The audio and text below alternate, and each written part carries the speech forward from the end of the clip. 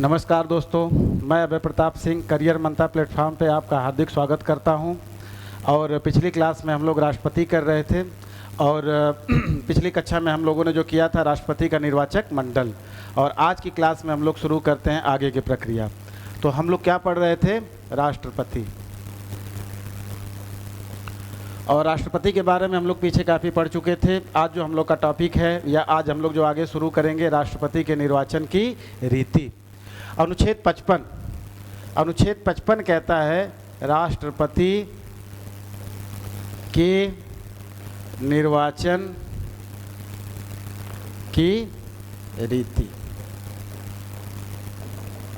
अब राष्ट्रपति के चुनाव में वोट कैसे पड़ता है, राष्ट्रपति के चुनाव में वोट डाला कैसे जाता है? तो बाकी जिन लोगों की उम्र 18 साल से ज़्यादा होगी उन लोगों ने वोट वगैरह किया होगा, तो उनको पता होगा कि अब जैसे वर्तमान में लोकसभा का चुनाव चल रहा है तो आप लोग वोट करने जाते होंगे, तो वहाँ पे आपके सामने एक ईवीएम होता होगा और ईवीएम पे बटन लगी होती है और प्रत्याशी और उसका चुनाव चिन्ह सामने होता है। अब आपको जिसको वोट करना होता है आप क्या करते हैं? उसके सामने की बटन दबा देते हैं और केवल एक प्रत्याशी को आप वोट करते हैं। वोट हो जाता है। वोट होने के बाद जब वोट की गिनती होती है तो जो प्रत्याशी सबसे ज़्यादा वोट पाता है वो चुनाव क्या करता है? जीत जाता है। इसको हम लोग क्या कहते हैं? एकल बहुल मत प्रणाली। अब भारत में दो प्रकार की निर्वाचन की रीति है। एक देखिए, पहले हम लोग समझते क्या है?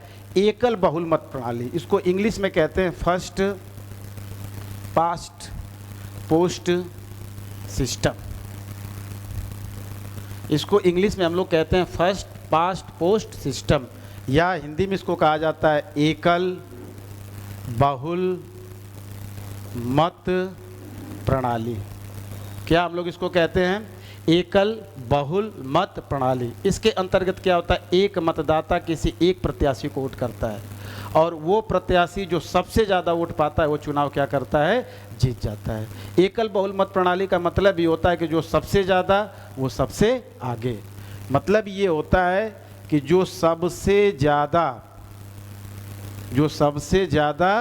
वो सबसे आगे। ठीक। अब इसमें ये प्रक्रिया नहीं है कि मान लीजिए 3000 वोट डाला गया, अब चुनाव जीतने वाले प्रत्याशी को आधे से अधिक वोट मिलना चाहिए। नहीं, 3000 वोट पड़ा, अब पता चला कि जो सबसे अधिक वोट पाया वो 1000, उसके नीचे कोई 500, कोई 400, कोई 200, कोई 250, कोई 100। अब 1000 वोट पाने वाला व्यक्ति क्या करेगा? चुनाव को जीत जाएगा। लेकिन राष्ट्रपति के चुनाव में एकल बहुल मत प्रणाली का प्रयोग नहीं किया जाता है। राष्ट्रपति के चुनाव में जो हम लोग प्रयोग करते हैं ये एकल बहुल मत प्रणाली का प्रयोग किया जाता है लोकसभा के चुनाव में, विधानसभा के चुनाव में, पंचायत के चुनाव में, नगर पंचायत के चुनाव में। राष्ट्रपति के चुनाव की प्रक्रिया थोड़ी सी इससे क्या होती है? भिन्न होती है। राष्ट्रपति के चुनाव में क्या होता है? जो वोट डाला जाता है वो अप्रत्यक्ष प्रणाली के द्वारा। कैसे डाला जाता है? अप्रत्यक्ष प्रणाली के द्वारा। एकल संक्रमणीय मत, एकल संक्रमणीय मत, आनुपातिक प्रतिनिधित्व के अनुसार। अब एकल संक्रमणीय मत क्या होता है? एकल संक्रमणीय मत का मतलब ये होता है कि एक मतदाता एक वोट कर सकता है, किंतु वह दूसरे प्रत्याशी को भी अगर वोट करना चाहे तो दूसरे प्रत्याशी को भी वोट कर सकता है, किंतु जो मतदाता पत्र होता है उस पर उसको वरीयता डालना होता है। मतदाता पत्र पे उसको क्या करना होता है? वरीयता डालना होता है। जैसे मान लीजिए दो प्रत्याशी हैं, एक प्रत्याशी है ए और एक प्रत्याशी है बी। अब हम वोट करने गए, हमने वरीयता में एक ए को क्या किया? 1 नंबर पे रखा और बी को क्या रखा? 2 नंबर पे रखा। ऐसे वोट हुआ, पता चला कि ए को सबसे ज़्यादा वरीयता मिली, ए चुनाव जीत गया। लेकिन इसके साथ एक और कंडीशन लगाई गई है। कंडीशन राष्ट्रपति के चुनाव में ये है कि जितने भी वोट पड़ते हैं कुल वैध मत का 50% से ज़्यादा जीतने वाले प्रत्याशी को वोट पाना होगा। अगर मान के चलिए कि टोटल वोट 3000 पड़े तो 3000 वोट में से वही प्रत्याशी जीतेगा जिसके क्या होंगे? 1500 प्लस वोट, अर्थात 1501 मिले, 1502 मिले, वही प्रत्याशी क्या करेगा? चुनाव जीतेगा। तो देखिए एकल बहुल मत प्रणाली से इसका चुनाव क्या है? भिन्न हुआ कि नहीं हुआ? इसके अंतर्गत पहली प्रक्रिया ये है कि जो भी प्रत्याशी जीतेगा चुनाव, मतलब उसको आधे से अधिक वोट प्राप्त करना होगा। और इस प्रणाली में व्यक्ति क्या करता है? एक मत से ज़्यादा मत का प्रयोग करेगा दूसरे प्रत्याशी को भी, लेकिन उसको किस पे रखना होगा, वरीयता के हिसाब से। प्रायोरिटी मतलब हमने कहा प्रायोरिटी पे ये है और प्रायोरिटी 2 पे एक ही है। अब कोई दूसरा आया, उसने प्रायोरिटी 1 पे इनको रख दिया, प्रायोरिटी 2 पे इनको रख दिया। कोई तीसरा आया, प्रायोरिटी 1 पे इनको रखा, इनको रखा। कोई चौथा आया, इनको प्रायोरिटी 1 पे रखा। जिसको सबसे अधिक प्रायोरिटी मिल गई वो चुनाव जीत जाएगा। यही होता है राष्ट्रपति के निर्वाचन की रीति। राष्ट्रपति के निर्वाचन में एकल संक्रमणीय मत आनुपातिक प्रतिनिधित्व के अनुसार वोट किया जाता है। अब बाकी इसके अलावा लोकसभा, विधानसभा, पंचायत और नगर पंचायत में जो होता है वो एकल बहुल मत प्रणाली के द्वारा होता है। एकल बहुल मत प्रणाली के अंतर्गत अगर किसी व्यक्ति को हम वोट करते और केवल एक ही व्यक्ति को एक वोट कर सकते हैं। अब उस व्यक्ति के साथ ये कंडीशन नहीं होती कि वो व्यक्ति 50% से ज़्यादा वोट पाए। अगर वो सारे प्रत्याशियों के बीच में से सबसे ज़्यादा वोट पा जाता है तो वो चुनाव को क्या करता है, वो चुनाव जीत जाता है। ठीक, तो राष्ट्रपति की ये क्या होती है, निर्वाचन की रीति होती है। इस निर्वाचन की रीति के हिसाब से राष्ट्रपति का चुनाव हो गया, राज्यसभा का चुनाव हो गया, विधान परिषद का चुनाव हो गया, प्रमुखी का चुनाव हो गया, पंचायत अध्यक्ष का चुनाव हो गया, सब एकल संक्रमणीय मत के द्वारा संपन्न होते हैं। अब राष्ट्रपति का निर्वाचन हो चुका, चुनाव जीत गए, हार गए। अब समझिए इसके बाद क्या शुरू होगा, राष्ट्रपति की पदावधि। अब राष्ट्रपति मान के चलिए ए या बी में से कोई एक व्यक्ति ए चुनाव जीत गया। अब चुनाव जीतने के बाद हम ये कहते हैं कि राष्ट्रपति की पदावधि या राष्ट्रपति का कार्यकाल, जैसे अगर आपकी नौकरी लग जाती है, मान के चलिए कि आप पीसीएस सेलेक्ट हो जाते हैं, आप Uttar Pradesh police SI select हो जाते हैं, तो आपका एक कार्यकाल होता है ना सर्विस का कि 60 साल तक, 62 साल तक, 65 साल के बाद आप क्या हो जाएंगे, सेवा निवृत्त हो जाएंगे। उसी प्रकार जब राष्ट्रपति चुनाव जीत जाता है तो राष्ट्रपति की क्या शुरू होती है, पदावधि। राष्ट्रपति की क्या शुरू होती है, पदावधि अर्थात कार्यकाल। और राष्ट्रपति का जो कार्यकाल होता है, जिस दिन पद ग्रहण करता है, पद ग्रहण करने की तिथि से, अर्थात पद ग्रहण की तिथि से कितने वर्ष का होता है, 5 वर्ष तक का। कितने वर्ष का होता है, 5 वर्ष का। राष्ट्रपति का जो कार्यकाल होता है, जिस दिन वो पद ग्रहण करता है, पद ग्रहण करने की तिथि से उसका कार्यकाल कितने वर्ष का होता है, 5 वर्ष का। अब ये है कि क्या 5 वर्ष तक अपने पद पे बना रहेगा वो, नहीं। अगर राष्ट्रपति चाहता है 5 वर्ष के भीतर स्वास्थ्य कारण की वजह से या किसी भी कारण की वजह से कि भाई आगे मैं कंटिन्यू नहीं कर पाऊंगा, 2 साल, 1 साल, 1.5 साल, 3 साल, 4 साल के बाद उसको लगता है कि अब इस पद को मैं संभाल नहीं पाऊंगा, मेरा स्वास्थ्य सही नहीं चल रहा है या कुछ और कारण हो सकते हैं, तो राष्ट्रपति उपराष्ट्रपति को लिखित अपना त्याग पत्र दे देगा। तो राष्ट्रपति क्या करेगा,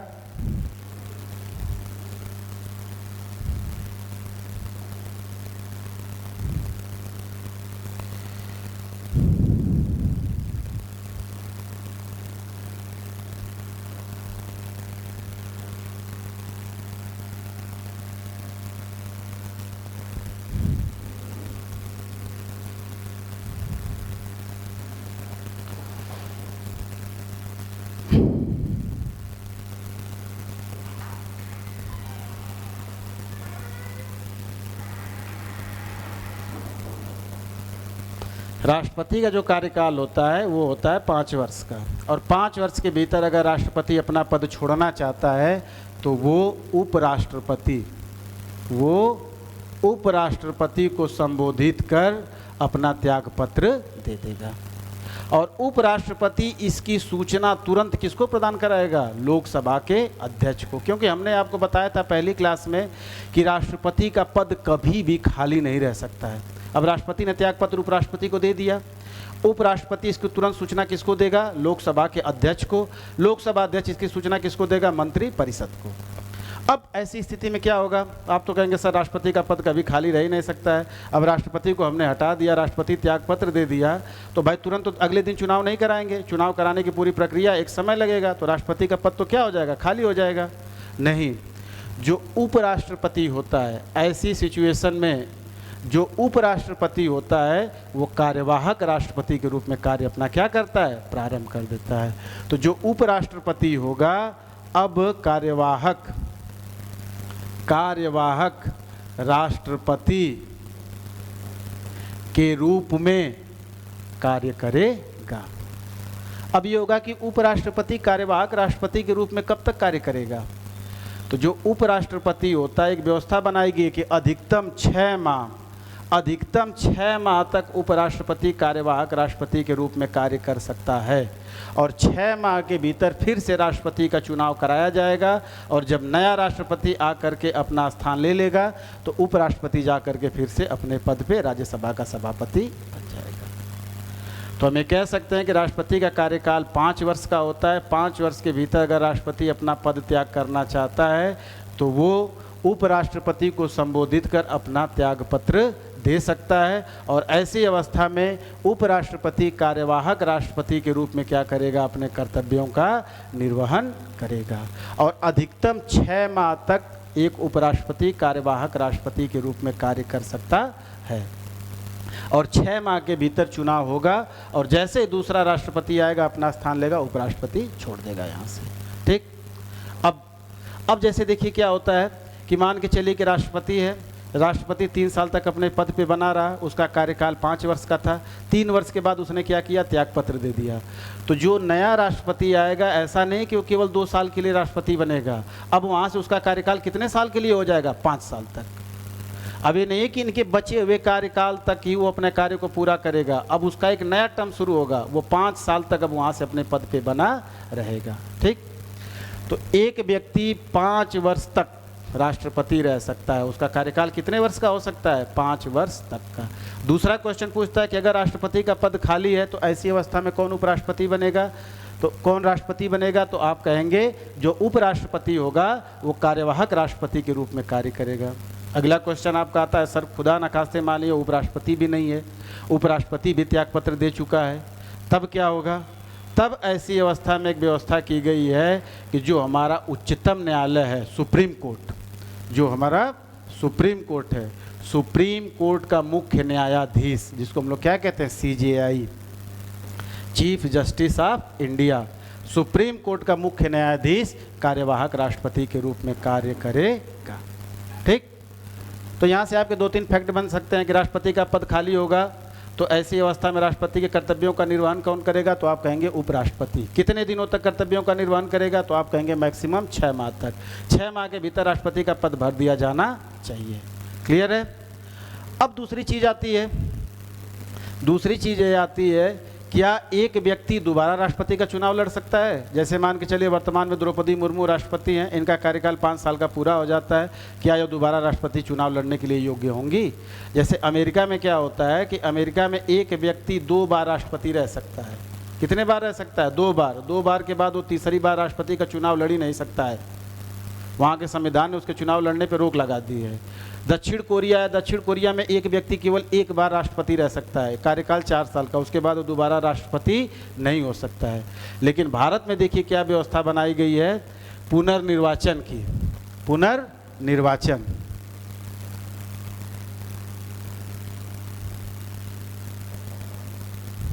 क्या राष्ट्रपति का पुनर्निर्वाचन हो सकता है, बिल्कुल।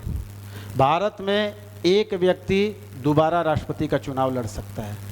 इसके उदाहरण डॉक्टर राजेंद्र प्रसाद 1952 से लेकर के 62 तक, अब तक भारतीय इतिहास में केवल ऐसे एकमात्र राष्ट्रपति हैं जो 2 कार्यकाल के राष्ट्रपति हुए।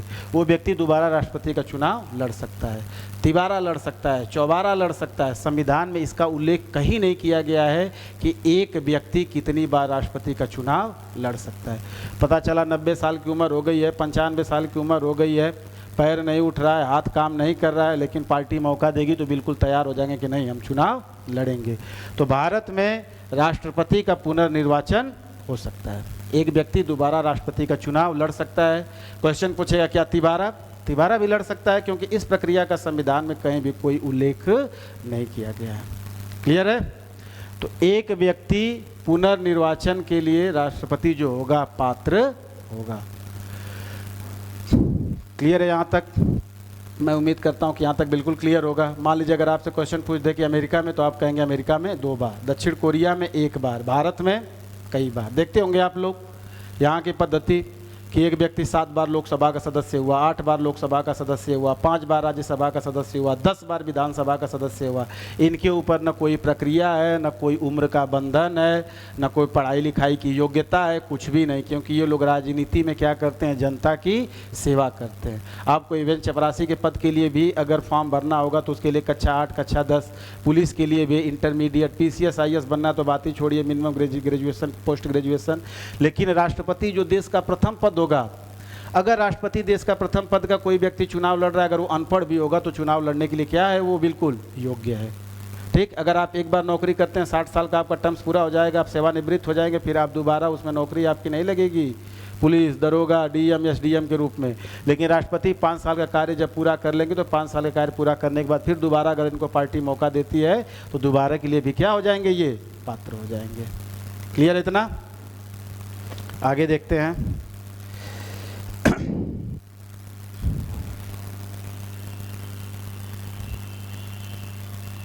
अब आगे हम लोग देखते हैं कि भाई राष्ट्रपति का निर्वाचन हो गया, राष्ट्रपति चुनाव जीत गया, राष्ट्रपति का कार्यकाल निर्धारित हो गया। अब राष्ट्रपति के किसकी हम लोग बात करते हैं, वेतन की, भत्ते की, सुख की, सुविधा की, व्यवस्था की। तो देखिए बड़ी बढ़िया व्यवस्था है राष्ट्रपति के चुनाव में। एक जब कोई व्यक्ति राष्ट्रपति का चुनाव जीतता है तो उसको प्रति महीने 5 लाख रुपये 5 लाख रुपये वेतन दिए जाते हैं। कितना वेतन दिया जाता है, 5 लाख एक महीने का, साल का 60 लाख रुपया। और एक चीज और है, कर रहित, कर रहित, इस पे कोई टैक्स भी नहीं लगता। ये नहीं कि 60 लाख रुपया पा रहे तो 10% 15% टैक्स, कुछ भी नहीं। रहने के लिए आवास, निःशुल्क आवास। जो आवास होता है वो क्या होता है, निःशुल्क आवास। राष्ट्रपति भवन 360 कमरे का राष्ट्रपति भवन है। अब आराम से एक दिन अगर एक कमरे में सोएगा राष्ट्रपति तो 360 दिन 360 कमरे में सोएगा। निःशुल्क आवास की व्यवस्था की जाती है। वेतन और भत्ते इनको दिए जाते हैं, और जो भी वेतन या भत्ता इनको दिया जाता है वो दिया जाता है भारत की संचित निधि से। भारत की संचित निधि से इनको वेतन और भत्ता दिया जाता है। एक संचित निधि, जैसे आप नौकरी करते हैं तो नौकरी करने के बाद 10,000 20,000 रुपये हर महीने किसी न किसी खाते में रखते हैं ना, कि भाई जब कभी ज़रूरत होगी तो हम वहाँ से पैसा निकाल लेंगे। उसी तरह भारत सरकार की एक संचित निधि होती है। चाहे भाई देश में कोरोना आए, आपातकाल आए, कुछ भी आए, 30 तारीख को 1 तारीख को इनके खाते में 5 लाख रुपया पहुँच जाएगा। और एक चीज़ हम लोग कहते हैं कि गाड़ी मिलता है, घोड़ा मिलता है, तो घोड़ा भी मिलता है। देखते होंगे आप लोग 26 जनवरी के दिन घोड़े वाली बग्गी पे बैठ करके जाते हैं, तो गाड़ी की व्यवस्था है, घोड़े की व्यवस्था है, 360 कमरे के निःशुल्क आवास की व्यवस्था है, 5 लाख रुपए प्रति महीने तनख्वाह भी दी जाती है, कोई कर वगैरह इनसे नहीं लिया जाता है। ये हैं राष्ट्रपति, क्योंकि बहुत मेहनत करते हैं। मेहनत इतना करते हैं कि भाई सिग्नेचर करना होता है, इनको साइन करना होता है, साइन करेंगे तभी विधेयक क्या बनेगा, कानून बनेगा। ठीक ना? तो ये व्यवस्था है। अब आप सरकारी नौकरी करेंगे, 30,000 रुपये, 35,000 रुपये, 40,000, 50,000 रुपये अगर महीने सैलरी मिलेगी, 60,000 मिलेगी तो आपको कर देना पड़ेगा। लेकिन राष्ट्रपति साहब को कोई कर वगैरह नहीं देना पड़ेगा, तनख्वाह वगैरह हो गई। अब एक राष्ट्रपति का अधिकार शुरू कैसे होगा? अधिकार तब शुरू होगा जब ये अपने पद और गोपनीयता की क्या लेंगे, शपथ लेंगे। जब ये अपने पद और गोपनीयता की शपथ ले लेंगे तब राष्ट्रपति का वहाँ से अधिकार क्या होता है, शुरू होता है, सिग्नेचर वगैरह कर सकते हैं। तो ये क्वेश्चन आता है कि भाई राष्ट्रपति को शपथ कौन दिलाएगा? तो हम लोग ये जानते हैं कि भाई शपथ हमेशा इमीडिएट अथॉरिटी, जो बड़ी अथॉरिटी होती है वही शपथ दिलाती है, उसी के अधीन व्यक्ति शपथ लेता है।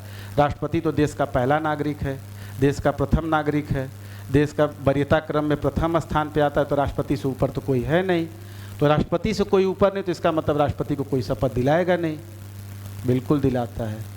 तो ऐसी अवस्था में कहा जाता है कि जो हमारे संविधान का अभिभावक होता है, जो हमारे संविधान का रक्षक होता है, वो कौन होता है, सुप्रीम कोर्ट। और सुप्रीम कोर्ट का मुख्य न्यायाधीश क्या करता है, राष्ट्रपति को शपथ दिलाता है। तो अगला क्वेश्चन अगर आपसे पूछेगा कि राष्ट्रपति को शपथ कौन दिलाता है अनुच्छेद 60 के तहत, तो राष्ट्रपति को जो शपथ दिलाता है वो कौन दिलाता है, सुप्रीम कोर्ट का मुख्य न्यायाधीश। आप कहेंगे अनुच्छेद 60 के तहत सुप्रीम कोर्ट का मुख्य न्यायाधीश राष्ट्रपति को शपथ दिलाता है, क्योंकि देखिए राष्ट्रपति देश का पहला पद है भाई वरीयता क्रम में, और जो सबसे ऊपर पद है तो उससे ऊपर का व्यक्ति इसको शपथ दिलाएगा, तो इससे ऊपर का कोई है नहीं। तो ऐसी अवस्था में कहा जाता है कि भाई सुप्रीम कोर्ट का जो मुख्य न्यायाधीश होगा वो राष्ट्रपति को क्या करेगा, शपथ दिलाएगा। अब एक क्वेश्चन बन जाता है कि मान लीजिए राष्ट्रपति सुप्रीम कोर्ट का मुख्य न्यायाधीश उपस्थित न हो, मौजूद ना हो, तब राष्ट्रपति का शपथ कौन दिलाएगा? तब तो राष्ट्रपति 10 दिन 20 दिन 1 महीना 2 महीना इंतजार करें कि भाई बीमार है, हॉस्पिटल में एडमिट है, अब डॉक्टर कह रहे हैं कि अभी भाई 2 महीना से पहले बेड से नहीं उठ सकते हैं, तो 2 महीना तक राष्ट्रपति इंतजार करें कि जब ये आएंगे तो शपथ लेंगे। नहीं, ऐसी अवस्था में कहा जाता है कि कोई दूसरा वरिष्ठतम न्यायाधीश, कोई दूसरा वरिष्ठतम न्यायाधीश, क्योंकि वर्तमान में सुप्रीम कोर्ट में 34 न्यायाधीश हैं और पूरी एक हायरार्की है, सीजीआई होगा, उसके नीचे उसके नीचे उसके नीचे, तो कोई ना कोई तो वरिष्ठ सदस्य उपस्थित होगा, वो राष्ट्रपति को क्या करेगा, शपथ दिला देगा। ठीक, तो राष्ट्रपति को वेतन भत्ते के रूप में 5 लाख रुपए प्रति माह तनख्वाह दिया जाता है, कोई कर नहीं लिया जाता है, निःशुल्क शासकीय आवास दिया जाता है, घोड़ा गाड़ी बंगला दिया जाता है। अब राष्ट्रपति अगर 5 साल कार्यकाल में है और 5 साल अगर उसको 5 लाख रुपए की सैलरी निर्धारित की गई है, तो इस 5 साल के भीतर वो सैलरी वगैरह की कटौती आप नहीं कर सकते हैं, जो निर्धारित है वो निर्धारित रहेगी। अब इनका वेतन, इनका भत्ता, जो सैलरी 5 लाख है, 5 लाख से हो सकता है 8 लाख हो जाए, तो कौन निर्धारित करता है, तो निर्धारित करती है संसद। कौन निर्धारित करती है, संसद। अगला आता है कि भाई शपथ कौन दिलाता है, क्योंकि जब तक शपथ नहीं लेगा तब तक भाई वो कार्य करने के लिए योग्य नहीं होगा, उसको पूरी अथॉरिटी नहीं मिलेगी। तो पद और गोपनीयता की शपथ कौन दिलाता है, सुप्रीम कोर्ट का मुख्य न्यायाधीश। कौन शपथ दिलाता है, सुप्रीम कोर्ट का मुख्य न्यायाधीश। ठीक, अब व्यवस्था हो गई, राष्ट्रपति का कार्यकाल शुरू हो गया, राष्ट्रपति साहब कार्य करना शुरू कर दिए। अब हमको ये पता है कि राष्ट्रपति देश का पहला नागरिक है, कार्यकाल 5 साल का है। राष्ट्रपति 5 साल के भीतर अगर चाहे तो अपना पद उपराष्ट्रपति को त्याग पत्र दे करके खाली कर सकता है। अब लेकिन एक चीज़ आप सोचिए कि भाई राष्ट्रपति क्या करता है, जब तक सिग्नेचर नहीं करेगा तब तक कोई भी विधेयक कानून नहीं बनता है। अब मान लीजिए एक ऐसा व्यक्ति आ जाओ किसी विधेयक पे सिग्नेचर ही नहीं कर रहा है, ज़बरदस्ती राज्यों में शासन को क्या कर रहा है, इंटरफेयर कर रहा है, मतलब एक तरह से संविधान का अतिक्रमण कर रहा है, तो ये हम मान लें कि भाई 5 साल तक ये सरकार को परेशान करेगा नहीं। एक प्रक्रिया बनाई गई है, उस प्रक्रिया का नाम है महाभियोग प्रक्रिया। उस प्रक्रिया का नाम क्या है, महाभियोग प्रक्रिया। इसको हम लोग क्या कहते हैं, महाभियोग प्रक्रिया, और यह आता है अनुच्छेद 61 के तहत। महाभियोग प्रक्रिया ये हमने उठाया अमेरिका के संविधान से, क्योंकि भारतीय संविधान का जो निर्माण हुआ था, दुनिया भर के जितने भी लोकतांत्रिक देश थे, गणतांत्रिक देश थे, चाहे कोई भी देश था, वहाँ का संविधान का अध्ययन किया गया और जो भी चीज़ें अच्छी लगी उसको भारतीय संविधान में क्या कर दिया गया, इंक्लूड कर दिया गया। इसीलिए कुछ विद्वान भारतीय संविधान को उधार का थैला भी कहते हैं। महाभियोग प्रक्रिया क्या होती है, अब राष्ट्रपति संविधान का अतिक्रमण कर रहा है। मान लीजिए राष्ट्रपति अपने पद पे बने हुए तो घूस ले रहा है, राष्ट्रपति अपने पद पे बने रहते हुए ज़बरदस्ती लोक सेवा आयोग के अध्यक्ष को दबाव बना रहा है कि 10 ISO की नियुक्ति कर दीजिए, किसी प्राइवेट कंपनी को लाभ पहुंचा रहा है। तो ऐसी स्थिति में संसद के पास एक अधिकार होता है कि वो राष्ट्रपति को अनुच्छेद 61 के तहत क्या कर सकती है, उसके पद से मुक्त कर सकती है। अब ये होता है कि महाभियोग की प्रक्रिया शुरू कैसे होती है, तो देखिए महाभियोग की प्रक्रिया शुरू कैसे होती है। संसद के 2 सदन होते हैं, एक सदन होता है लोकसभा, दूसरा सदन हमारा होता है राज्यसभा। ठीक, अब राष्ट्रपति पे अगर महाभियोग लाना है तो राष्ट्रपति पे महाभियोग लाने के लिए हम किसी भी सदन में, या तो लोकसभा में या तो राज्यसभा में, वो विधेयक ला सकते हैं, किसी भी सदन में। मान लीजिए हमने राज्यसभा में विधेयक लाया राष्ट्रपति को हटाने के लिए। अब राज्यसभा में कुल मान के चलिए कि 245 सदस्य हैं या 240 सदस्य उपस्थित हैं। 240 सदस्य 2/3 बहुमत से, मतलब 240 सदस्यों के अगर हम लोग माने 2/3 सदस्य अगर इस प्रक्रिया को कह देते हैं कि हमारे यहाँ से विधेयक क्या हो गया, पास हो गया, हम राष्ट्रपति को हटाना चाहते हैं, तो राज्यसभा से वो पास हो जाएगा। तो राज्यसभा से पास होने के बाद किसके पास जाएगा, लोकसभा में। अब लोकसभा क्या करेगी, लोकसभा एक जांच समिति का गठन करती है। उस जांच समिति में सुप्रीम कोर्ट के 2 जज भी बैठते हैं, और जांच समिति जब ये पाती है कि नहीं राष्ट्रपति को हटाना जरूरी है, राष्ट्रपति संविधान का अतिक्रमण कर रहा है, तो ऐसी स्थिति में लोकसभा भी 2/3 बहुमत से अगर इसको पास कर देती है तो राष्ट्रपति को अपना पद छोड़ना पड़ेगा। तो राष्ट्रपति अपना पद क्या करेगा, छोड़ देगा। राष्ट्रपति के पद का क्या हो जाएगा, त्याग हो जाएगा। तो राष्ट्रपति पे अनुच्छेद 61 महाभियोग की प्रक्रिया लोकसभा में भी हम ला सकते हैं, राज्यसभा में भी ला सकते हैं, किसी भी सदन में ला सकते हैं। जिस सदन में हम लाएंगे वहाँ पे 2/3 बहुमत से पारित हो जाएगा तो दूसरे सदन में जाएगा। दूसरे सदन एक जांच समिति का गठन करेगा। जांच समिति में सुप्रीम कोर्ट के 2 न्यायाधीश भी बैठेंगे। अगर उनको लगता है कि ये बिल्कुल सही है तो अगर ये 2/3 बहुमत से पास कर देते हैं तो राष्ट्रपति अपना पद क्या करेगा, छोड़ देगा। इसीलिए राष्ट्रपति के महाभियोग प्रक्रिया को अर्ध न्यायिक प्रक्रिया भी कहा जाता है। राष्ट्रपति के महाभियोग प्रक्रिया को क्या कहा जाता है, अर्ध न्यायिक प्रक्रिया। अब अगर राष्ट्रपति को पद से हटाना है तो उसको 14 दिन पहले सूचित किया जाता है। अब ये नहीं है कि आप महाभियोग ला करके बताएं कि आपके ऊपर महाभियोग लग गया। महाभियोग लाने के 14 दिन पहले, महाभियोग लाने के 14 दिन पहले राष्ट्रपति को सूचित किया जाता है कि आपके ऊपर महाभियोग लाया जा रहा है। राष्ट्रपति भी इस चैलेंज को स्वीकार करे, अपना प्रतिनिधित्व करने के लिए वहाँ पे मौजूद हो, बताए कि भाई जो आप लांछन लगा रहे हैं, जो एलिगेशन लगा रहे हैं, ये गलत है, मैंने ऐसा नहीं किया है। जांच कमेटी वगैरह जांच करती है, अगर सही पाया जाता है तो पद छोड़ेगा, सही नहीं पाया जाएगा तो हो सकता है कि लोकसभा फिर उसको पारित न करे। लेकिन अब तक भारतीय इतिहास में अगर हम लोग बात करें 1952 से लेकर के 2024 तक, आज तक किसी भी राष्ट्रपति को महाभियोग के द्वारा हटाया नहीं गया है। किसी भी राष्ट्रपति को महाभियोग की प्रक्रिया के द्वारा इसको हटाया नहीं गया। तो ये है हमारा अनुच्छेद 61। 2 तरीके से क्वेश्चन यहाँ से बनाता है कि महाभियोग की प्रक्रिया हम किस सदन में लाते हैं, तो हम कहेंगे लोकसभा या राज्यसभा, किसी भी सदन में। कितने बहुमत की ज़रूरत होती है, तो 2/3 बहुमत की ज़रूरत होती है दोनों सदनों से। दोनों सदनों से 2/3 बहुमत से पास होना चाहिए। 2/3 बहुमत का मतलब कि जैसे लोकसभा में कुल कितने सदस्य हैं, 543, तो 543 का आप 2/3 निकाल लीजिए। 2/3 जब आप निकाल लेंगे तो जैसे 362 सदस्य, अगर 543 में से 362 सदस्य कहते हैं ओके हटाना है, तो राष्ट्रपति को पद क्या करना पड़ेगा, छोड़ना पड़ेगा। इसी को हम लोग क्या कहते हैं, विशेष बहुमत। ठीक ना। तो राष्ट्रपति की ये क्या है, महाभियोग प्रक्रिया। अब यहाँ से एक क्वेश्चन और बनता है कि राष्ट्रपति के निर्वाचन में भाग कौन लेता है। तो राष्ट्रपति के निर्वाचन में लोकसभा के सारे सदस्य, राज्यसभा के केवल निर्वाचित सदस्य, जो 12 सदस्य मनोनीत होते हैं। याद रखिएगा इस पॉइंट को, एकदम नई चीज़ बता रहा हूँ। जो 12 सदस्य मनोनीत होते हैं वो राष्ट्रपति के चुनाव में भाग नहीं लेते हैं। और राष्ट्रपति के चुनाव में कौन भाग लेता है, राज्य की विधानसभा के सारे सदस्य निर्वाचित। लेकिन राष्ट्रपति के महाभियोग में राज्य की विधानसभा भाग नहीं लेती है। याद रखिएगा, राष्ट्रपति के महाभियोग में राज्य की विधानसभा भाग नहीं लेगी। राष्ट्रपति के निर्वाचन में राज्य की विधानसभा भाग नहीं लेती। भाग कौन लेता है, लोकसभा के सारे सदस्य। पॉइंट को याद रखिएगा, अगर लिख रहे होंगे तो नोट बना करके लिख लीजिए इस चीज़ को। राष्ट्रपति के महाभियोग प्रक्रिया में लोकसभा के सारे सदस्य, राज्यसभा के सारे सदस्य, निर्वाचित और मनोनीत, सब के सब भाग लेते हैं। 12 सदस्य जो मनोनीत होते हैं ना, ये भी महाभियोग की प्रक्रिया में भाग लेते हैं, लेकिन निर्वाचन की प्रक्रिया में भाग नहीं लेते हैं। क्लियर।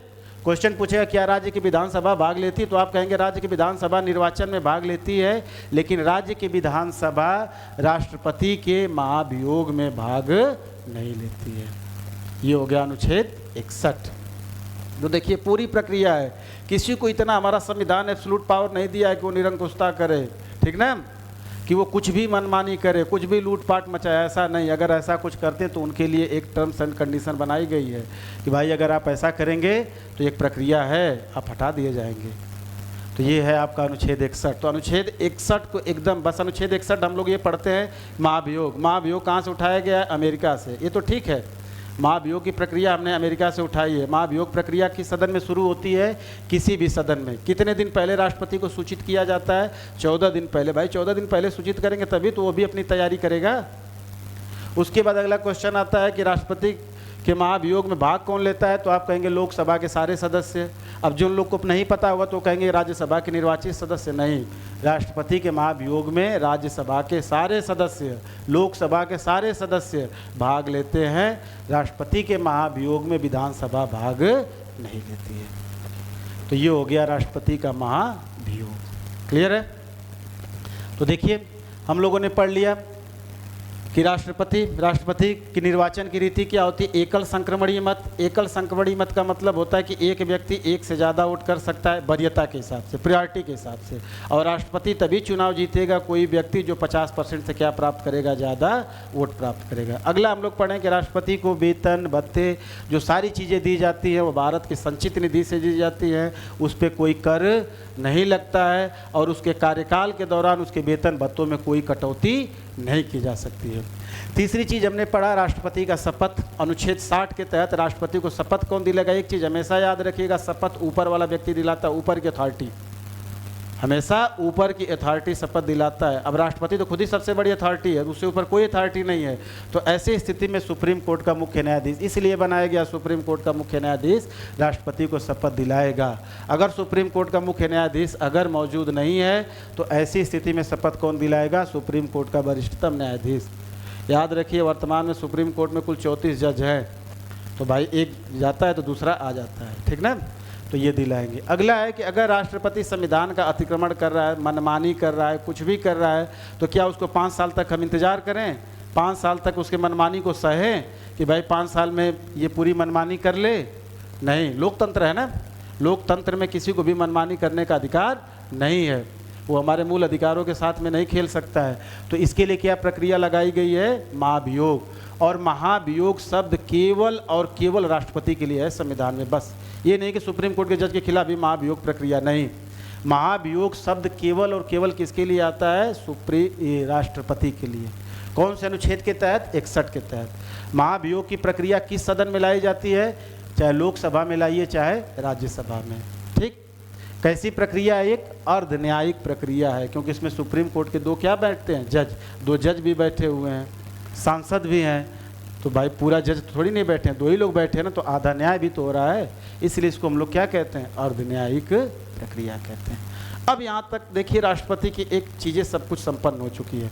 राष्ट्रपति का पद हो चुका, निर्वाचन हो चुका, निर्वाचन की रीति हो चुकी, निर्वाचक मंडल हो चुका, उसका शपथ हो चुका, उसके वेतन भत्ते हो चुके, उसको हटाने की प्रक्रिया हो चुकी। अब यहाँ से हम लोग पढ़ते हैं कि राष्ट्रपति की शक्तियाँ क्या क्या होती हैं। भाई राष्ट्रपति बना है, 5 लाख रुपया वेतन ले रहा, तो कुछ करेगा भी, कुछ शक्ति वगैरह है उसके पास। क्या काम करता है, किस काम के लिए उसको 5 लाख रुपये का वेतन दिया जाता है। तो एक लाइन में समझिए कि राष्ट्रपति को वेतन 5 लाख रुपया केवल सिग्नेचर करने के लिए दिया जाता है, ठीक ना। अब देखते हैं कि इसकी शक्ति क्या क्या होती है, क्या क्या कार्य करता है। तो हम लोग देखते हैं राष्ट्रपति की शक्तियां।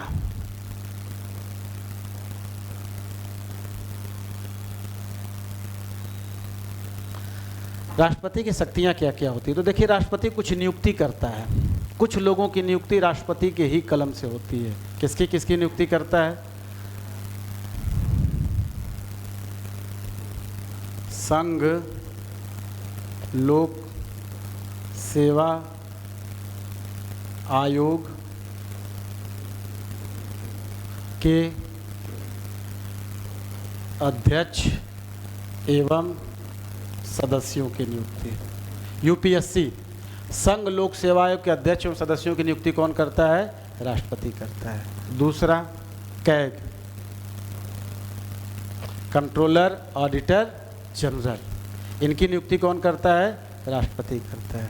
तीसरा भारत का महान्यायवादी,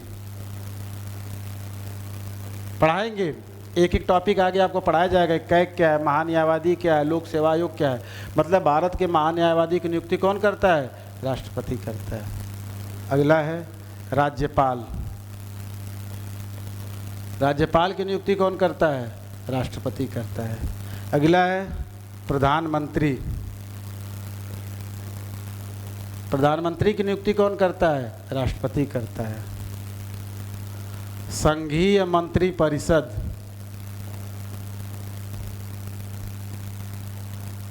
ये सारे टॉपिक आपको पढ़ाए जाएंगे आगे। संघीय मंत्री परिषद, जैसे इसमें मंत्री है ना, रक्षा मंत्री हैं राजनाथ सिंह, गृह मंत्री अमित भाई शाह, ठीक ना, परिवहन मंत्री हैं नितिन गडकरी। इन मंत्रियों की नियुक्ति कौन करता है, राष्ट्रपति करता है, ठीक। अगला है संघ राज्य के मुख्य मंत्री, जैसे दिल्ली और पुडुचेरी। दिल्ली और पुडुचेरी के मुख्यमंत्री की नियुक्ति कौन करता है? राष्ट्रपति करता है। इसी तरह से आगे बहुत सारे हैं। राष्ट्रीय मानवाधिकार आयोग के अध्यक्ष सदस्य, अनुसूचित जाति आयोग के अध्यक्ष सदस्य, ठीक, इत्यादि लोगों की नियुक्ति कौन करता है? राष्ट्रपति करता है। तो इन लोगों की नियुक्ति कौन करता है? राष्ट्रपति करता है। आगे पढ़ाएंगे। नियुक्ति का मतलब नहीं कि किसी व्यक्ति को उठा करके देश का प्रधानमंत्री बना दिया, नहीं, पूरी एक प्रक्रिया है। लेकिन यह है कि नियुक्ति इसी के सिग्नेचर से होती है। क्लियर है? तो राष्ट्रपति की शक्तियों में क्या है कि भाई संघ लोक सेवा आयोग के अध्यक्ष सदस्यों की नियुक्ति करेगा, कंट्रोलर ऑडिटर की नियुक्ति करेगा, महान न्यायवादी की नियुक्ति करेगा, राज्यों के राज्यपाल की नियुक्ति करेगा, देश के प्रधानमंत्री की नियुक्ति करेगा, संघीय मंत्री परिषद की नियुक्ति करेगा, संघ राज्य के मुख्यमंत्री दिल्ली पुडुचेरी के मुख्यमंत्री की नियुक्ति करेगा, राष्ट्रीय मानवाधिकार आयोग के अध्यक्ष सदस्यों की नियुक्ति करेगा, अनुसूचित जाति आयोग के अध्यक्ष सदस्यों की नियुक्ति करेगा। ये क्या है? राष्ट्रपति की कुछ शक्तियाँ हैं। ठीक, अब अगली चीज़ देखते हैं। और इसकी क्या शक्ति है?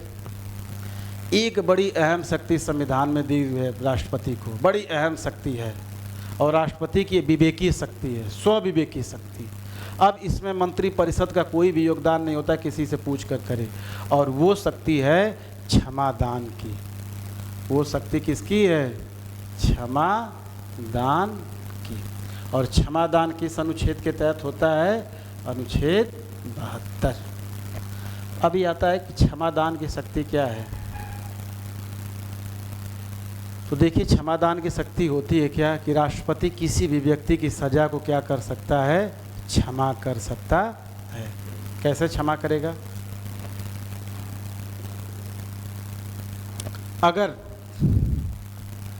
संघ सूची के किसी भी विषय पर किसी व्यक्ति ने कोई अपराध किया है विधि के विरुद्ध, तो ऐसे अपराध पे राष्ट्रपति क्या कर सकता है? उसको क्षमादान दे सकता है। तो हम कह सकते हैं संघ सूची के विषय पर विधि विरुद्ध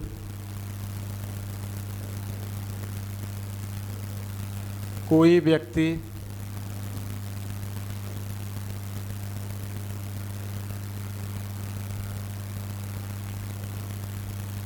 अपराध करता है तो राष्ट्रपति उसको क्या करेगा? क्षमादान दे सकता है। अगर इसको कोई सज़ा हुई है तो उस सज़ा को राष्ट्रपति क्या कर सकता है? या तो कम कर सकता है, या तो क्या कर सकता है? क्षमा दे सकता है। दूसरा, सेना न्यायालय।